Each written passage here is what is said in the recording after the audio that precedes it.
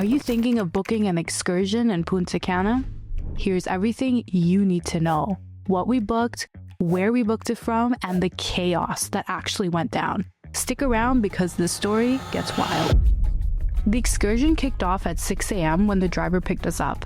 He didn't speak any English, so we basically communicated through sign language. If he had spoken any English, we would have realized sooner that our trip has been changed. We aren't going to Bacardi Island. Instead, we're heading to see the whales in Samana Bay. What? Apparently, they could do that because the season changed and there's a tiny disclaimer buried in the description, but none of the photos or the main title in Expedia's page mentioned that, so yeah, that was a bummer. After picking up the other couples from the hotel, we finally got to our main bus.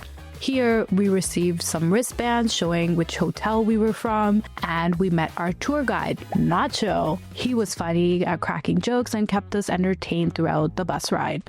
After that, we reached our first stop, a tiny shop for some wine tasting and coffee. This was our time to use the bathroom, buy any souvenirs, and stretch out our legs. They were supposed to have some breakfast for us to buy, but unfortunately, we got there so early that they didn't have much prepared. Luckily, I packed myself some snacks for the ride, so make sure you pack yourself a lot of snacks, chips, cookies, or something, because this excursion is 13 hours long and you will not find much to eat. Now let's talk about what happened when we got to the dock. It was small, crowded, and honestly not the cleanest place. They did have some coffee and ham sandwiches, but no vegetarian options. So again, bring snacks. This is where we were told that we might have to wait a little since there are only 4 boats allowed at a time due to environmental restrictions, which made sense. But when we finally got to the whale watching site, there were at least 10 boats out there. 4 big ones, a bunch of small little boats. And let me tell you, this was the worst whale watching experience ever. It didn't even feel like whale watching.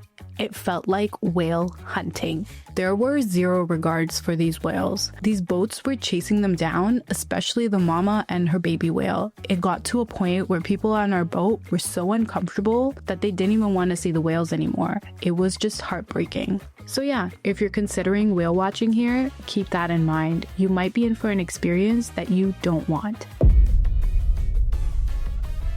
When we finally reached Samana Island, we got into safari buses. Let me tell you right now, you're going to feel like you're about to meet God today.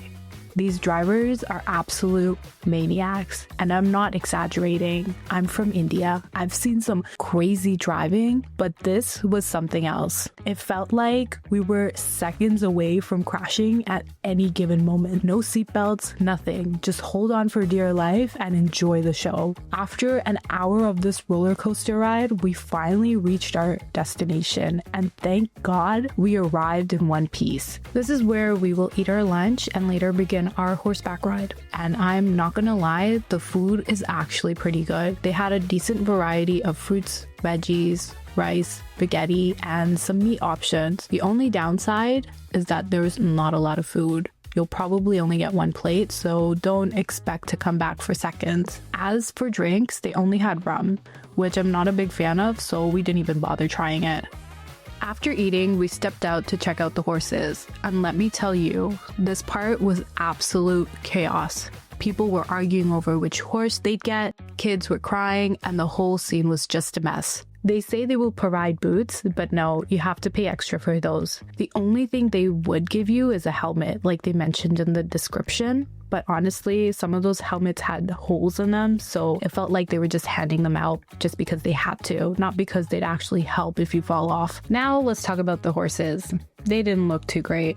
You could tell they were overworked and just exhausted. And on top of that, the tipping culture kicked in hard here. For the entire 30 or 40 minute ride to the waterfall, we kept hearing, "Tip us. Make sure you tip them. Tip, tip, tip, tip." It completely sucked the joy out of the experience. This was our first time horseback riding, and honestly, we were scared. The horses kept slipping, and for me, it was a pretty nerve-wracking experience. if you hadn't felt bad for these horses before, you definitely will after seeing what they go through. A lot of people, including us, chose to walk back. So if you're planning on doing this, bring sneakers.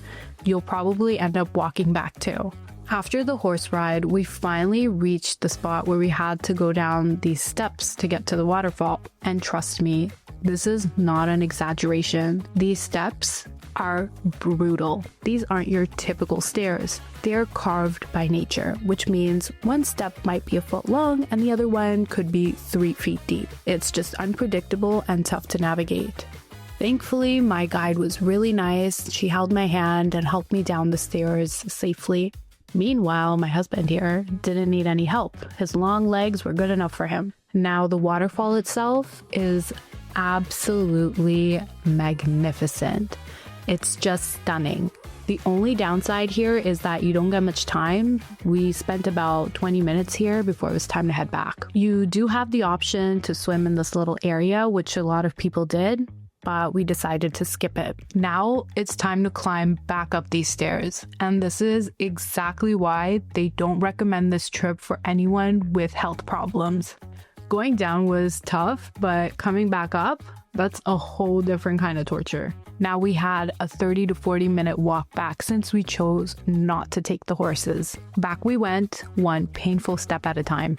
Once we were finally back from the waterfall, we had to wait for the rest of the group to return. We took this time to thank our tour guides and give them a generous tip because they were just really helpful. And then it was time for another chaotic ride in those crazy ass safari trucks. We then had to survive the boat ride back and then sit through another long bus ride. And if you thought the tipping madness was done, think again. The entire way back, it was just tip, tip, tip, tip, and non-stop reminders about tipping the guide and tipping the driver separately because apparently he's the best fucking driver in the world.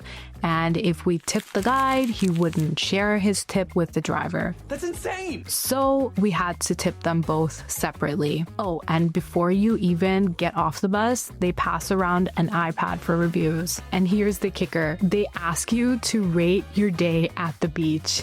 The one we never got. So yeah, that was our experience. And let me know if you guys would recommend any other excursions for people in Punta Cana. If you guys want to check out our hotel experience, which was another amazing story, make sure you click on this video here.